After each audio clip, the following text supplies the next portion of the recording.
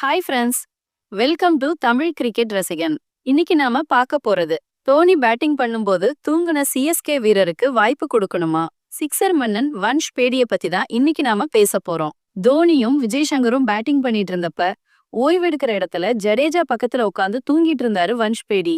இத பார்த்த ரசிகர்கள் பலரும் அவரை கலாய்ச்சாலும் பஞ்சாப் கிங்ஸ் அணிக்கு எதிரான மேட்ச்ல அவருக்கு ஒரு சான்ஸ் கொடுக்கணும்னு நிறைய பேரு சொல்லிட்டு வர்றாங்க. 2025 ஐபிஎல் சீசன்ல டெல்லி கேபிட்டல்ஸ் டீமுக்கு எதிரா சென்னை சூப்பர் கிங்ஸ் விளையாண்டப்போ இந்த சம்பவம் நடந்துச்சு.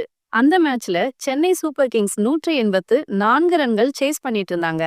அப்போ விஜய் சங்கரும் தோனியும் டெஸ்ட் மேட்ச் மாதிரி ரொம்ப ஸ்லோவா விளையாடிட்டு இருந்தாங்க. ஜெயிக்கிற மாதிரி விளையாடாம நிறைய பால வேஸ்ட் பண்ணாங்க. அந்த மேட்ச பார்த்த ரசிகர்களே டல் ஆயிட்டாங்க. அப்போ சிஎஸ்கே டீம் வீரர் ஒருத்தரை டல்லாகி தூங்கினது எல்லாரோட கவனத்தையும் ஈர்த்துச்சு. அவருதான் வன்ஷ் பேடி.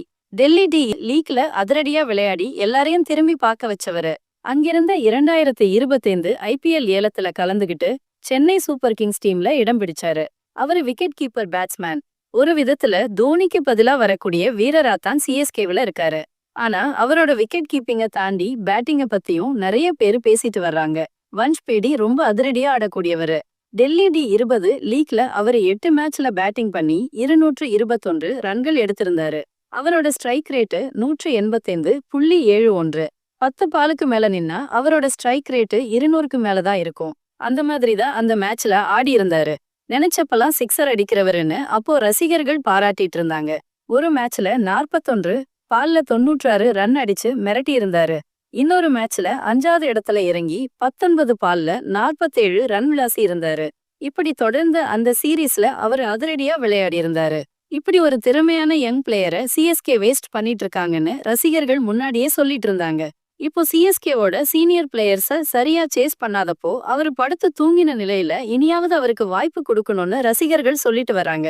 விஜய் சங்கருக்கு பதிலா இவரை 4வது இடத்துல ஆட வைக்கலாம், இல்லனா இம்பாக்ட் பிளேயராவும் யூஸ் பண்ணலாம். ஏப்ரல் 8ஆம் தேதி பஞ்சாப் கிங்ஸ் டீமுக்கு எதிரான மேட்ச்ல வன்ஷ் பேடிக்கு சிஎஸ்கே டீமோட பிளேயிங் 11ல சான்ஸ் கிடைக்குமான்னு பொறுத்திருந்து பார்க்கலாம். உங்களுக்கு என்ன தோணுது ஃப்ரெண்ட்ஸ்? வன்ஷ் பேடிக்கு இந்த மேட்ச்ல வாய்ப்பு கொடுக்கணுமா இல்லையா? உங்க கருத்துக்களை கமெண்ட்ல சொல்லுங்க. மறக்காம இந்த வீடியோக்கு ஒரு லைக் போடுங்க.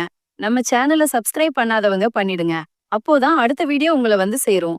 நன்றி.